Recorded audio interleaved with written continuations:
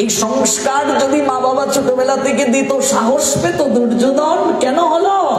আর শুধু আমরা দুর্যোধনকে আমরা বলি সে খারাপ, আজকে আমরা শুধু দুঃশাসনকে খারাপ বলি। এই দুর্যোধন দুঃশাসনের এমন পরিণতির পিছনে কি তার বাবা দায়ী নয়, তার মা দায়ী নয়? অবশ্যই দায়ী। আজকে বৃদ্ধাশ্রমে গেলে আমরা সন্তানদেরকে কেবল দোষারোপ করি, কিন্তু সেই যে পিতামাতা আজকে বৃদ্ধাশ্রমে, তারা যদি ছোটবেলা থেকে সন্তানকে সেই সুশিক্ষাটা দিতে পারতো, আজকে তাদের জীবনে বৃদ্ধাশ্রম কখনো প্রাপ্তি হতো না।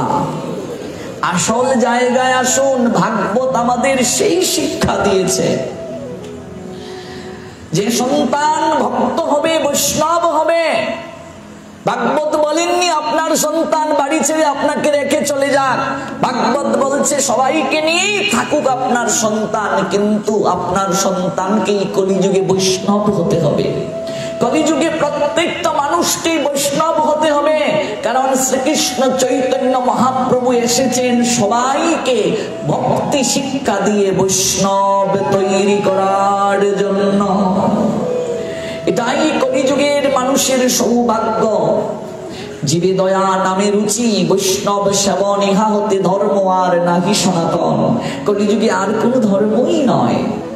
তাহলে আমার সন্তানকে ভক্তি শিক্ষাটা দেওয়া আমার দায়িত্ব। আমি বাংলাদেশের একটা ঘটনা বলি, নাম বলছি না। একটা ছেলে আমার পাঠের খুব ভক্ত, ভাগবত পাঠের, কিন্তু তার মা বাধা দেয়। ছেলেটা মিথ্যে কথা বলে বলে পাঠে চলে আসে। কোনোদিন বলে আমার বন্ধুর জন্মদিনে যাচ্ছি, আমার এক বন্ধুর বোনের বিবাহ যেতে হবে। মা বলে সব জায়গায় যাবি, রাহুল কৃষ্ণের পাঠে যাবি না। করা যায়? প্রেম করছে মেয়ের সঙ্গে, দোষ নেই, কিন্তু ভাগবত পাঠে গেলেই দোষ। আমি বলছিলাম একদিন নিয়ে আসবে, আমি তোর মাকে আমি জিজ্ঞেস করব। সবকিছু করো, দোষ নেই, কিন্তু পাঠে গেলেই দোষ। আচ্ছা বলো, এই মা বাবাদের জন্যই বৃদ্ধাশ্রম থাকে। আজকে যে সন্তান ভক্তি লাভ করেছে, ভক্ত হয়েছে, সে একটা খারাপ কার্য করতে আছে। বলুন, এই ড্রেসটা পরে তিলক কেটে বিড়ি টানা যাবে? রাস্তায় দাঁড়িয়ে কোনো মেয়ের সঙ্গে খারাপ কথা বলা যাবে? আমার তো রুচিতেই আসবে না। আমার সন্তান যদি ভক্ত হয়, তাহলে তো সে প্রকৃত মানুষ হবে। আমার দায়িত্ব তাকে এই সুযোগটা করে দেওয়া। আজকে সন্তান প্রসাদ পেতে চায়, মা বাবার জিহ্বার লালসা যায় না। লজ্জা হওয়া উচিত যে আমার মা বাবার দায়িত্ব সন্তানকে এই শিক্ষাটা দেওয়া। সন্তান চলে যাচ্ছে এই পথে, আমি যেতে পারছি না, এর থেকে আর লজ্জা হতে পারে আমার জীবনে? সন্তানের লালসা দূর হয়ে গেল, আমি মা আমি বাবা, আমার জিহ্বার লালসা দূর হলো না। জিহ্বার লালসায় যে ইতি উতি দায়, কৃষ্ণদর পরায়ণ কৃষ্ণ নাহি পায়, কৃষ্ণ নাহি পায়। সংস্কারটা ছোট্টবেলা থেকে দেয়া খুব দরকার। আজকে দুর্যোধনকে আমরা দোষারোপ করি, একটু যাও তো পিছনে মহাভারতটা ভালো করে পড়ে দেখো। আজকে দুর্যোধনের এমন হওয়ার পিছনে তার মা বাবাই দায়ী। গান্ধারী বিবাহের পর ধৃতরাষ্ট্র তাকে স্ত্রী হিসেবে কখনো স্বীকৃতি দেয়নি, জানেন তো সেই তথ্য? সুবল মহারাজের কন্যা গান্ধারী অন্ধকার দেখলে ভয় পেত, আলো জ্বালিয়ে রাখতে হতো পুরু ভবনে। অথচ সেই গান্ধারীর জীবনটাই অন্ধকারময় হয়ে গেল। নিয়তিমা কত ভয়াবহ দেখো, সারাটা জীবন চোখটা বন্ধ করে রাখলো গান্ধারী। এটা কিন্তু কেউ বলেনি তাকে, ধৃতরাষ্ট্র এটা মানতে পারেনি। ধৃতরাষ্ট্রের ইচ্ছে ছিল সে স্ত্রীর চোখে দেখবে, কিন্তু গান্ধারী মনে মনে ভাবলো একটা অন্ধ যে যার সঙ্গে আমি সারা জীবন কাটাবো, সে অন্ধ পতিকে বুঝতে গেলে অন্ধ না হলে কি হয়? এটা কিন্তু ধৃতরাষ্ট্র কখনো মানতে পারেনি যে তুমি এই চোখটা বেঁধে আমাকে সারা জীবন করুণা করেছ, যার কারণে গান্ধারীকে ধৃতরাষ্ট্র মানতে পারেনি, গ্রহণ করতে পারেননি, স্ত্রীর অধিকারও দেননি। শকুনির হৃদয়ে খুব আজকে আমার ভগিনীর এই পরিণতির জন্য মহামহিম বিশ্বই দায়ী। কারণ বিশ্ব রাজত্ব আক্রমণ করতে গিয়েছে, হয় সন্ধি নতুবা রাজত্ব গ্রহণ করবে। এই বাধ্য হয়ে গান্ধারী সুবল মহারাজ সেই কন্যাকে ধৃতরাষ্ট্রের সঙ্গে বিবাহ দিতে বাধ্য হলেন। আবার সেখানে দোষও বলা যাবে না। গান্ধারী যদি আপত্তি করত আমি এই বিবাহ করব না, তাহলে মহামহিম বিশ্ব কোনো জোর করতেন না। গান্ধারী আপত্তি করেনি, চুক্তা বন্ধন করে সে প্রবেশ করলো কুরু রাজ্যে। কেউ সেটাকে গ্রহণ করতে পারলো না, তার এই সিদ্ধান্তকে গ্রহণ করতে পারলো না। বহু বছর হয়ে গিয়েছে, গান্ধারীকে স্ত্রীর অধিকার দেয়া হয় নাই। ধৃতরাষ্ট্র এক দাসীর মাধ্যমে সন্তান প্রাপ্ত হয়েছিলেন, যার নাম যুযুৎসু। আপনারা জানেন কিনা, মহাভারতের যুদ্ধে 39,36,600 জন সৈন্য অংশগ্রহণ করেছিল। 18 দিন যুদ্ধ শেষে জীবিত রইল মাত্র 10 জন। তার মধ্যে যুযুৎসু একজন। এই যুযুৎসু ধার্মিক ছিল, পাণ্ডবদের পক্ষে সে যুদ্ধে অংশ নিয়েছিল। শকুনি এসে ধৃতরাষ্ট্রকে কুমন্ত্রণা দিয়ে বলছে, মহারাজ আপনি তো রাজা হতে চেয়েছিলেন, আপনি পারলেন না। জ্যেষ্ঠ ভ্রাতাই তো রাজা হয়, কিন্তু মহামন্ত্রী বিদুর আর মহামহিম বিশ্ব আপনাকে সেই সুযোগ থেকে বঞ্চিত করেছে। আপনার বাহুতে বল আছে, আপনি কিসে পিছিয়ে কেবল নেত্রহীন অজুহাত দিয়ে আপনাকে রাজ সিংহাসনে বসতে দেয়া হলো না। আপনি রাজা হতে পারেননি বলে আপনার পুত্রগণ বঞ্চিত হবে। আপনি এটা কি বোকামি করছেন না? আমার ভগিনী আপনাকে 100টা পুত্র উপহার দিতে পারে। সে মহাদেবের বর পেয়েছে, ব্যাসদেবের বর পেয়েছে। রাবণ যদি স্বর্গমর্ত পাতাল ত্রিলোককে সে নাড়িয়ে দিতে পারে, আমার ভগিনী আপনাকে 200 হাত উপহার দিতে পারে। 100 পুত্রের হাত কটা? 200 হাত দিয়ে কি আপনি এই পুরো রাজ্যটাকে দখল করতে পারবেন না? দেখুন কি কুমন্ত্রণা দিচ্ছে। ধৃতরাষ্ট্র ভাবলেন কথাটা তো মন্দ নয়। রাজা হওয়ার লালসার বীজ বপন করে দিল। ভাগবত বলে দিয়েছে, সন্তান নেয়ার সময় স্বামী স্ত্রী উভয়ের যদি সম্মতি না থাকে, ভালো করে কথাটা বুঝবেন, এগুলো লজ্জার বিষয় নয়। সন্তান নেয়ার সময় স্বামী স্ত্রী উভয়ের যদি সম্মতি না থাকে এবং প্রীতি থেকে যদি সন্তানের জন্ম না হয়, উভয়ের প্রীতি অর্থাৎ ভালোবাসা থেকে যদি সন্তানের জন্ম না হয়, উভয়ের মাঝে যদি একজনও অসম্মতি জ্ঞাপন করে কিন্তু জোর পূর্বক যদি কেউ সন্তানে প্রবৃত্ত হয়, তাহলে সেই সন্তান অপূর্ণ হবে। এটা ভাগবতের সিদ্ধান্ত। অপূর্ণ, এখানে আরো কিছু তিথি নক্ষত্র দিন ক্ষণের বিচার আছে। সব কথা তো আর সব জায়গায় বলা যায় না। এগুলো গুরু বৈষ্ণবের নিকট থেকে পরবর্তীতে গোপনে জেনে নিতে হয়। তাহলে ধৃতরাষ্ট্র সন্তান ধারণে প্রবৃত্ত হলো রাজত্বের জন্য, ভালোবাসা থেকে নয়। গান্ধারীকে সে স্ত্রীর অধিকার দিল রাজ সিংহাসন প্রাপ্তির জন্য। এখানে গান্ধারীর মতামতের কোনো গুরুত্ব নেই। তাহলে যে সন্তান রাজত্বের জন্য সৃষ্টি, রাজত্ব প্রাপ্তির লালসার ফসল যে সন্তান, সেই সন্তান রাজ সিংহাসনের পিছনে ছুটবে না ধর্মের সংস্কারের প্রতি ছুটবে? আজকে সন্তানকে আমি দোষারোপ করছি। আমি কি কখনো আমার সন্তানকে সংস্কার দিয়েছি? গর্ভে থাকাকালীন সময়ে 80% লোকের ধারণা এই সমাজের, ভালো করে মায়েরা জেনে যাও, এখনো অনেক মূর্খতার মাঝে আমরা আছি, আর এর জন্য অধিকাংশ দায়ী আমাদের গুরুদেব বৈষ্ণবরা, যারা ভালো করে শাস্ত্র জানে না। আমি সব গুরুদেবকে এই কথা বলছি না, ভুল বুঝবেন না। এখনো অধিক গুরু বৈষ্ণব আছে যারা শাস্ত্র ভালো করে জানে না, নিজেরাই জানে না, শিষ্যদেরকে কি শিক্ষা দেবে। 80% লোকের মাঝে এখনো ধারণা 7 মাস হওয়ার পরই, 6 মাস হওয়ার পরই গর্ভবতী মাকে কাউকে প্রণাম পর্যন্ত দিতে শ্বশুর শাশুড়িরা নিষেধ করে। তোমাদের এখানেও আছে? বলে কি এই রোগ তোমাদের এখানেও ছড়িয়ে গেছে?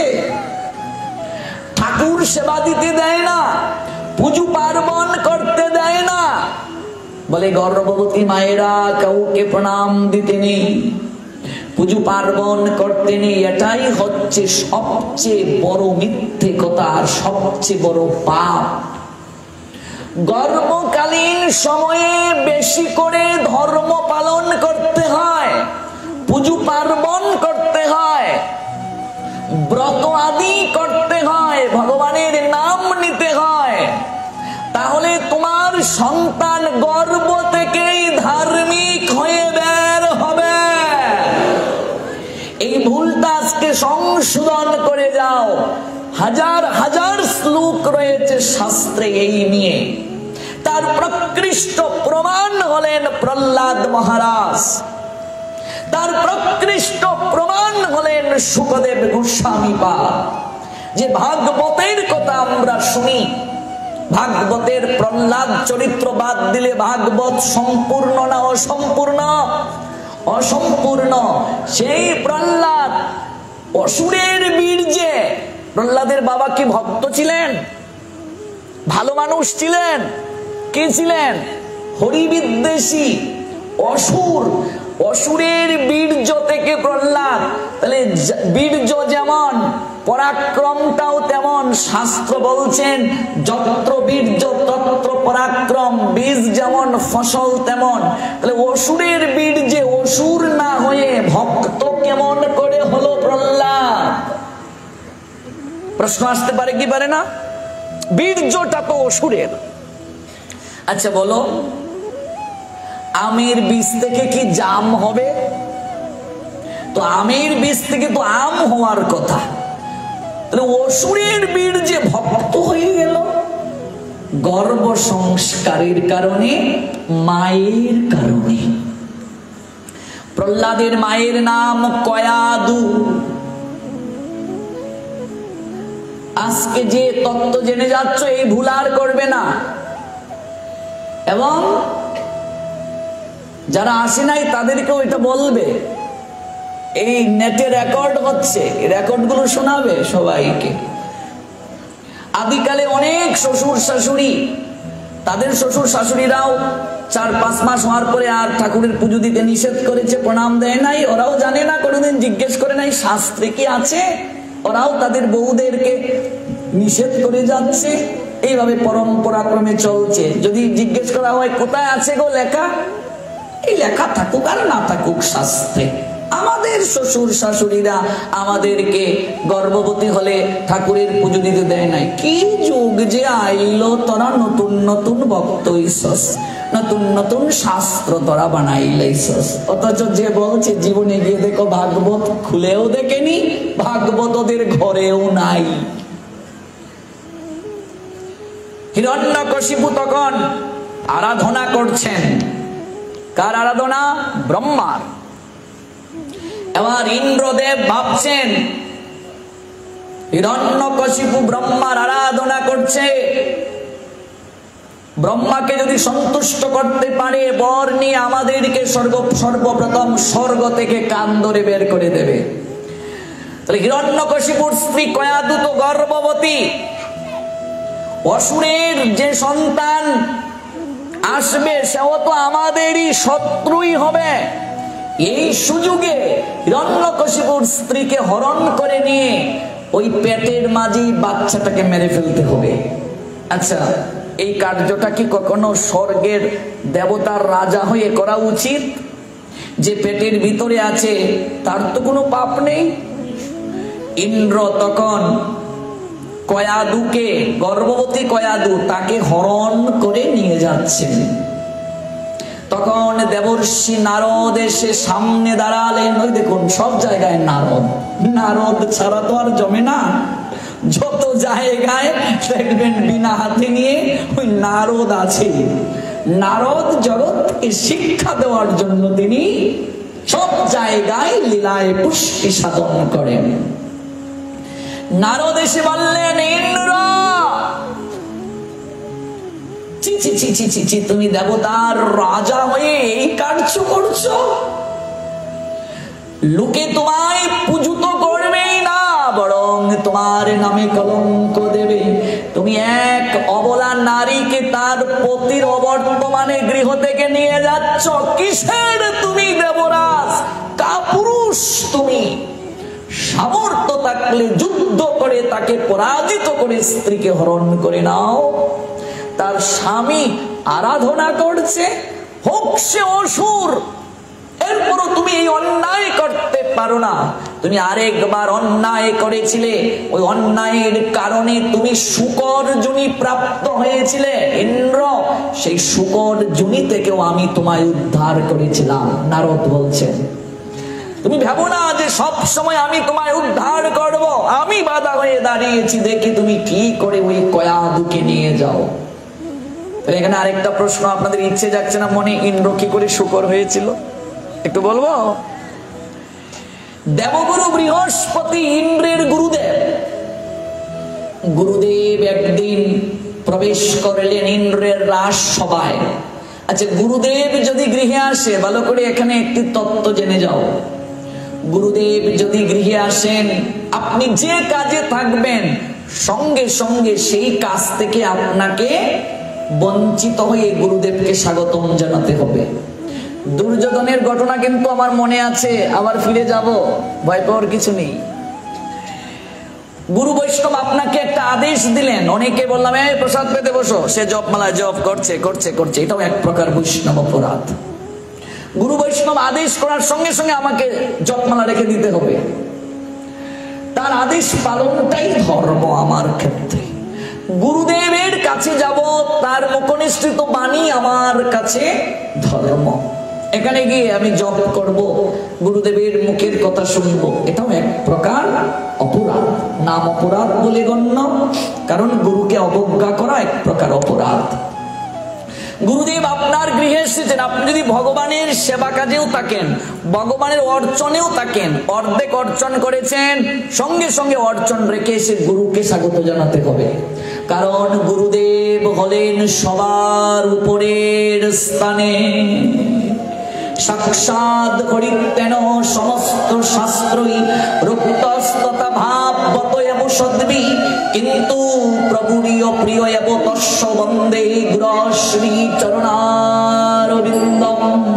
কিন্তু সেই গুরুদেব যদি অন্যায় আদেশ আমাকে করেন, আছে কিনা এমন গুরুদেব? শিষ্যকে অন্যায় আদেশ করছে, শিষ্যকে দীক্ষা দিয়ে কোনো জ্ঞান দিচ্ছেন না। গুরু যদি আমাকে অন্যায় আদেশ দেন, অনেক গুরু আছে শিষ্যার প্রতি কুদৃষ্টি লেপন করেন, এইরকমও আছে অনেক গুরু। সঙ্গে সঙ্গে সেই গুরুকে ত্যাগ করার বিধান দিয়েছেন ভাগবত শাস্ত্র। আবার আমাকে সদ্গুরুর কাছ থেকে সংস্কার হতে হবে। গুরুদেব যদি অন্যায় আদেশ করেন, শিষ্য যদি পালন না করে, তাতে শিষ্যের কোনো অমঙ্গল হবে না। বলি মহারাজ তার শিষ্য না গুরুদেব? বলি মহারাজের শিষ্য শুক্রাচার্য না গুরুদেব শুক্রাচার্য? আমি দেখা যাচ্ছে ভুল বলে ফেলছি।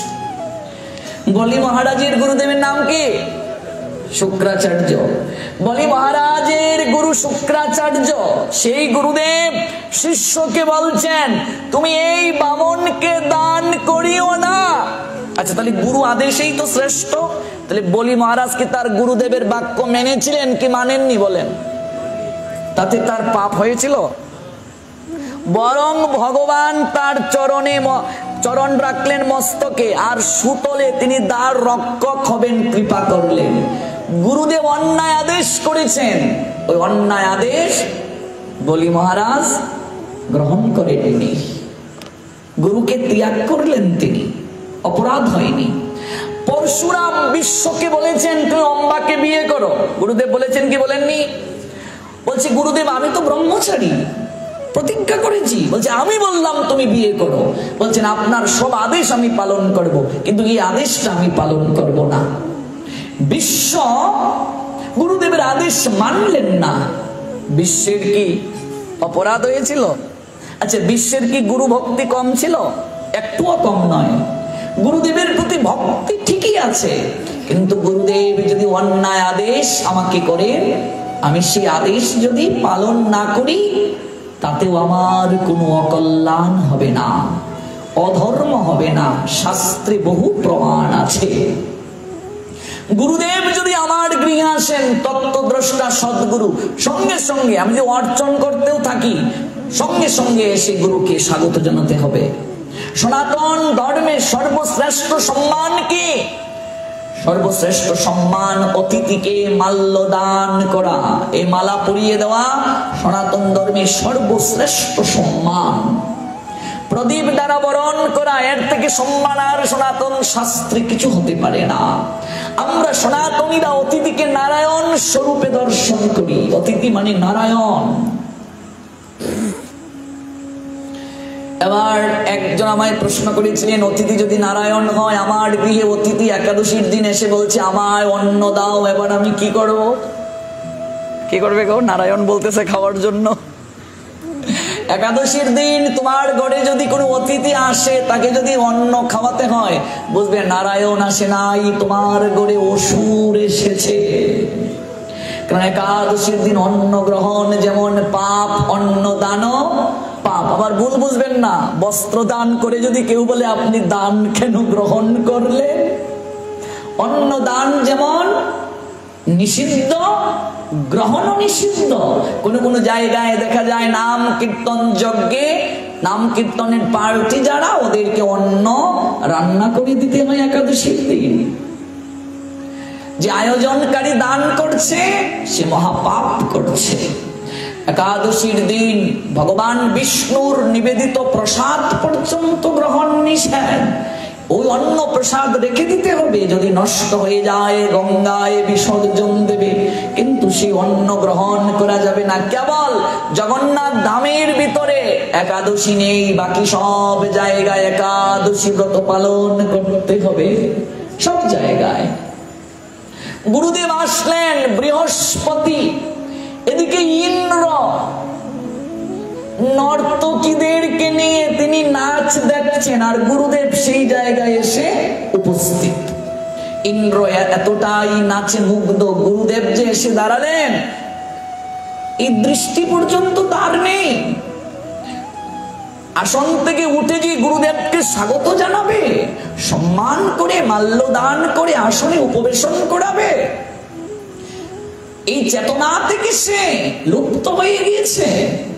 গুরুদেব তখন বললেন, ওরে এই তোর পরিণতি। আজকে স্বর্গের অতুল ধন সম্পদ ঐশ্বর্য পেয়ে গুরুকে পর্যন্ত তুই তুচ্ছ জ্ঞান করছিস। আর যদি তোকে আমি শাস্তি না দেই, তাহলে জগতে অনেক শিষ্য তার গুরুদেবের সঙ্গে এমন বেয়াদবি করবে, আচরণ করবে।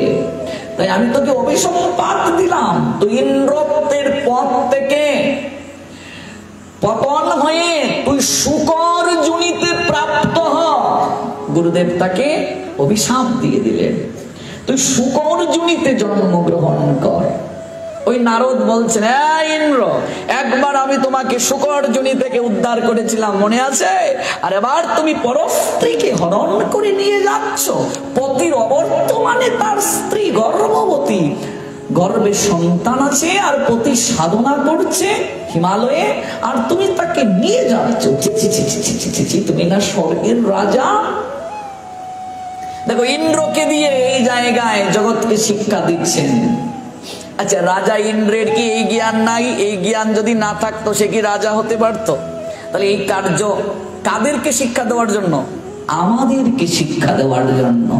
কিছু লোক বলবে, ইন্দ্র যদি এই কার্য করে, দেবতারা এই কার্য করে, আমরা করলে দোষ, তাহলে তুমি অপরাধ করবে। ইন্দ্রের এই জ্ঞান না থাকলে সে রাজা হবে স্বর্গে? ইন্দ্রকে দিয়ে শিক্ষা দিচ্ছেন। ইন্দ্র এখানে একটা চরিত্র। আচ্ছা, আমি এই জায়গায় আলোচক, আপনারা আমাকে সম্মান করে, যদিও আমি যোগ্য নই আসনে বসার, আপনারা আমাকে বসিয়েছেন। এবার আমি যদি মুচির পাঠ করি যাত্রা মঞ্চে, তখন আমি কি? যাত্রা মঞ্চে কি গো? আমি মুচি। যাত্রা মঞ্চে আমি মুচি, তাই বলে কি আমি মুচি? আমি তো জুতো সেলাই পারি না। ওই যাত্রা মঞ্চে আমি এটা। ওই ইন্দ্র এই লীলার তিনি একটা অভিনেতা, আর কিছু নয়।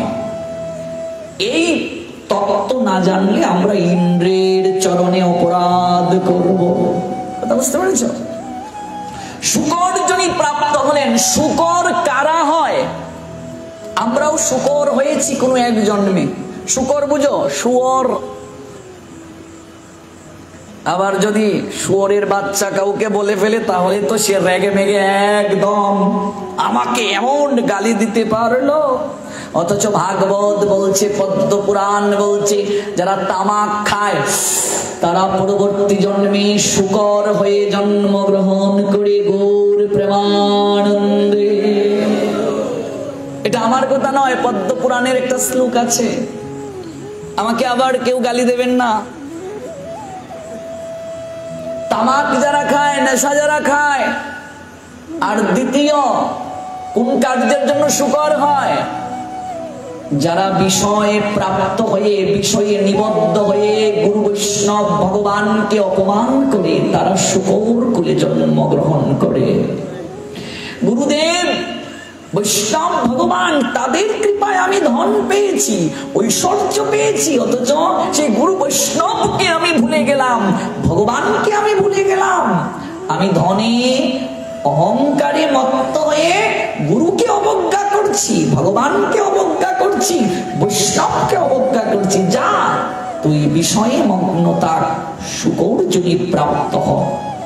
দুই প্রকার প্রাণী আছে, ওরা খুব বেশি ইন্দ্রিয় তর্পণে মত্ত থাকে। এক হচ্ছে শুকর, দুই হচ্ছে বানর। ওরা খুব বেশি ইন্দ্রিয় তৃপ্তিতে মশগুল থাকে। ইন্দ্রের শুকর দশা প্রাপ্ত হলো। আচ্ছা, শুকর থাকে কোথায় গো? সর যেখানে, দুধ দই যেখানে, সেখানেই তো থাকে শুকর, নাকি? ও আচ্ছা, আমি ভুল বলছি। যেখানে মল থাকে, বিষ্ঠা থাকে, ময়লা থাকে, ওইখানে দেখবি মুখ আর নাক গুজে এমন করে খাচ্ছে। যদিও ইন্দ্র শুকর হলো, বাকি শুকর থেকে এই শুকরটা একটু নাদুস নদুস, একটু সুন্দর বেশি। ইন্দ্র তো স্বয়ং ইন্দ্র হয়েছে, তো তাই বাকি শুকরদের থেকে এটা একটু চুকে পড়ার মতো, খুব সুন্দর নাদুস নদুস শুকর। এবার সেই শুকর, শুকরেরও তো শুকরই আছে, বাচ্চা কাচ্চা আছে, অভাব নেই। নারদ এই পথ দিয়ে একদিন যাচ্ছেন, বলছেন এই কি, এ তো ইন্দ্র, এই ইন্দ্রের এই দশা, শুকর জুনি হয়ে এই বিস্তার মাঝে মুখ গুজে আছে। ছি ছি ছি ছি ছি ছি ছি ছি ছি।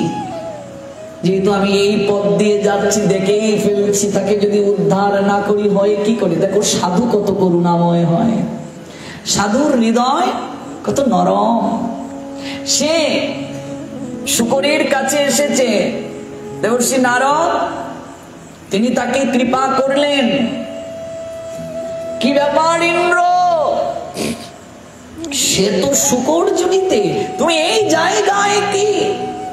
তুমি স্বর্গের রাজা, তুমি আজ অমৃত গ্রহণ থেকে বঞ্চিত হয়ে বিষ্ঠা গ্রহণ করছো? ছি ছি ছি ছি ছি। আসো, আমি তোমায় নিতে এসেছি। শুকর কি কথা বলতে পারে, কিন্তু কৃপা করেছেন নারদ। শুকর বলছে, আমি কোথায় যাব? যেখানে আমায় নিয়ে যাবে সেখানে কি এরকম বিষ্ঠা আছে? গৌর প্রেমানন্দে বিষ্ঠা আছে এই জায়গায়? স্বর্গে যে অমৃত খেত, বিষ্ঠা খাচ্ছে, বলছে ওই জায়গায় বিষ্ঠা আছে। কেউ যদি পচা ভাত খেয়ে হজম করে ফেলে, তাকে যদি আবার বাসমতি চাল দাও, সে বলবে না, আমার এগুলো ভালো লাগে না, আমার ওটাই ভালো। এবার নারদ বলছে, এতটা তুমি বিষয়ে মগ্ন হয়ে গেলে? তাই সঙ্গে সঙ্গে নারদ একটু ধুলো হাতে নিয়ে ওই বাচ্চাদের উপরে ছিটিয়ে দিলেন, সঙ্গে সঙ্গে বাচ্চাগুলো মরে গেল। কি করলে তুমি? আমার বাচ্চাদেরকে মেরে ফেললে। বাচ্চা মরেছে, তাতে কি স্ত্রী আছে আরো বাচ্চা হবে? এবার নারদ বলছেন এখনো তোমার এত আকাঙ্ক্ষা, তাই স্ত্রীর উপরে একটু ধুলা ছিটিয়ে দিলেন, স্ত্রীটাও মরে গেল। এবার কান্না শুরু করছেন ইন্দ্ররূপী শুকর। নারদ বলছেন ছি ছি ছি ছি, এখনো তোমার এত বিস্ময় আকর্ষণ। একটু ধুলা যখন শুকরের উপরে ছিটিয়ে দিলেন, সঙ্গে সঙ্গে শুকর ইন্দ্ররূপ ধারণ করল। নিতাই গৌর সীতানাথ প্রেমানন্দে হরি বল। নারদকে দেখে করজোড়ে বলছে দেবর্ষি, আপনি আমায় ক্ষমা করুন, আমার এই করুণ পরিস্থিতি। আমি গুরু চরণে অপরাধী, বৈষ্ণব চরণে অপরাধী, যার কারণে আজ আমার শুকর যোনি প্রাপ্তি হয়েছে।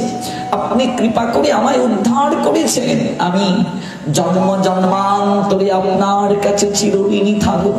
নারদের চরণে পতিত হয়ে গেলেন। ওই দেবর্ষি নারদ তাকে আবার স্বর্গে নিয়ে গেলেন। এবার সেই ইন্দ্রকে স্মরণ করিয়ে দিচ্ছেন, দেখো একবার তুমি শুকর যোনি প্রাপ্ত হয়েছিলে, তুমি ভুলে গেলে? আজকে তুমি পরস্ত্রীকে হরণ করে নিয়ে যাচ্ছ, যার স্বামী গৃহে নাই। তুমি সেই স্ত্রীকে গর্ভবতী সে হরণ করে নিয়ে যাচ্ছ। মনে রাখবে, 4 প্রকার নারী যদি প্রাণ বিসর্জন করে, ইহকালে পরকালে কোনো কালেই তার গতি হয় না। গর্ভবতী কোন নারী যদি নিজেকে মৃত্যুর দিকে ঠেলে দেয়, তাহলে ইহলোকে তার স্থান নাই, পরলোকেও স্থান নাই। কত লোক আছে কি নেই গর্ভবতী, কিন্তু মনের দুঃখে বিষ খেয়ে ফেলেছে, আগুন সারা শরীরে জ্বালিয়ে দিয়ে মরে গেছে, আত্মহত্যা করে মরে গেছে, গলায় দড়ি দিয়ে মরে গেছে, গলায় কলসি বেঁধে ডুবে মরেছে। ইহকালেও তার ঠাঁই নাই, পরকালেও ঠাঁই নাই। যে সন্তান আছে স্তনের দুগ্ধ পান করে, এমন কোন মা যদি সন্তানকে রেখে চলে যায় কিংবা মরে যায় বলতে প্রকৃতির বিধান অনুযায়ী নয়, নিজে যদি আত্মহত্যা করে, তার ইহকালেও ঠাঁই নাই, পরকালেও ঠাঁই নাই। কতজনকে দেখেছি সন্তান রেখে পালিয়ে গেছে আরেকজনের সঙ্গে, বহু আছে এরকম। আর কি সন্তান গর্ভে আছে যদি মরে যায়, দুগ্ধপানরত অবস্থায় যদি মরে যায়, 2 প্রকার পেলাম। আরেক প্রকার নারী সদ্য বিবাহ করেছে, বিবাহ করার সঙ্গে সঙ্গে যদি পতির সঙ্গে ঝগড়া করে মরে যায়, তাহলেও তার ইহকালে স্থান নাই, পরকালেও কোনো স্থান নাই। আর যদি যে মা সন্তানকে দুগ্ধ দান করে না, স্তনে দুগ্ধ আছে কিন্তু দুগ্ধ দান করে না, বঞ্চিত করে স্নেহ থেকে, মমতা থেকে, বাৎসল্য থেকে সন্তান নিয়েছে কিন্তু সন্তানকে আহার দিচ্ছে না, বঞ্চিত করছে। ওই যে কদিন আগের নিউজ, কত মাসের বাচ্চাকে দরজা লাগিয়ে চলে গিয়েছিল, 9 মাসের বাচ্চাকে। কত মাসের নিউজটা দেখো নাই?